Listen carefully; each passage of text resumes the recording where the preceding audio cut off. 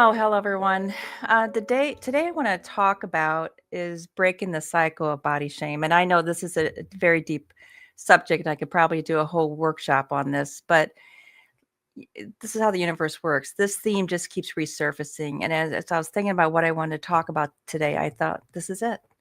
And I just want to raise some awareness. So body shame is a way that we as women pass down generational patterns, especially around body image and self-worth. So I want to start with a story, and I want you to try to put yourself in the story as if you're this little girl, Maya. So imagine you got invited to a birthday party, and there's a group of six-year-olds just around the table, and they've got each one's got their princess dress on, and their jewelry, and they just feel amazing. They feel beautiful. Well, there's one little girl, Maya, who is a little bit larger than the other girls. And she reaches over to the table and she grabs a cookie, the kind with the rainbow sprinkles that kids love so much. And before she takes a bite, her mother's voice cuts through the chatter across the room and says, Maya, that's enough, honey. You don't want to get chubbier than you already are, do you? And the room grows silent. And of course, this sweet little girl freezes. Her smile disappears, and she's not worried about the cookie anymore. What she's worried about is that she's no longer beautiful. She's not that beautiful princess because she's chubby. And her mother just announced it to the whole room. In that instant, a seed of shame takes root. In that instant, something inside of her shifts. Hi, my name is Brenda Hukel. I'm the award-winning author, Courageously Authentic, and I'm also a women's empowerment speaker devoted to helping women break free from these generational patterns of shame and self-criticism. For more than 3 decades, I've worked with women who carry these invisible scars that are often embedded in us by people that we love the most. And it starts early, just like Maya, just like her standing there at that birthday party. So the reason I share this story with you is because it was a friend of mine's daughter. And by the age of 10, Maya developed an eating disorder. Now she's in her 40s, and even though she's this beautiful, thin, well-fit woman, what she tells me is when she looks in the mirror, she doesn't see how beautiful she is. What she sees is that little girl in the princess dress who was shamed for eating a cookie. She grew up watching her mother skip meals and say things like, I can't wear this. It makes me look huge. I'm so fat. Nothing fits. I hate my body. I can't eat what I want because if I gain weight, your father won't be attracted to me anymore. Maya learned early on that her mother's worth and love were tied to perfection. And studies have shown that when mothers who express dissatisfaction with their bodies, they are far more likely to have daughters who struggle with body image. And over 53% of American girls as young as age 6 worry about being fat. Age 6.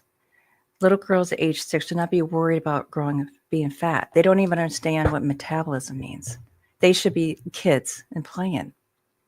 So I raised this issue not to place blame on mothers. I raised the issue around awareness because this isn't a conversation about food. It's a conversation about programming. And that kind that convinces women that they have to conform to be accepted. They have to perform to be loved.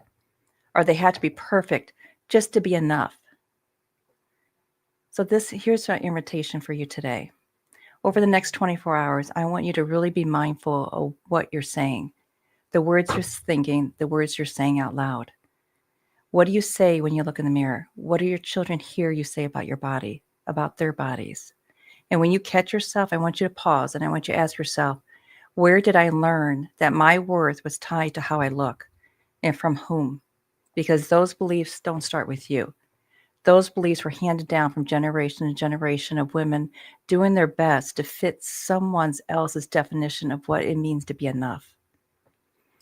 So right now, right here, you can change this. You have the power to change your story and teach your daughters to love and respect their bodies, to set healthy boundaries, to know that their worth isn't measured by social media or AI, and to be kind and compassionate with themselves. And there's 3 quick things you can do this week. Replace your criticism with curiosity. And what I mean by that is when you look in the mirror, Instead of saying, oh my God, I look so tired, I look so fat, I'm just saying, my body has carried me through so much. Thank you. You feel the vibrational shift? Try reinforcement affirmations with your daughters. Speak words that build love and gratitude. My body is worthy and beautiful and sacred. Not, I hate my body. And the last one is create some rituals. Celebrate life, not weight. Exercise with find something you and your daughter both love to do. Exercise together, cook together, laugh together. Let health mean harmony, not control or perfection. Because each time you choose love over criticism, you rewrite your story, not just for yourself, for the next generation that follows. So, in closing, I invite you to visit my website. I use a signature 5-step transformation guide that I had created myself, and it starts with awakening, and it starts with awareness and it ends with awakening.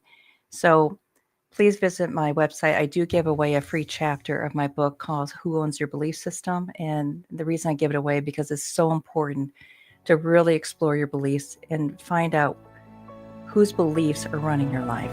Thank you.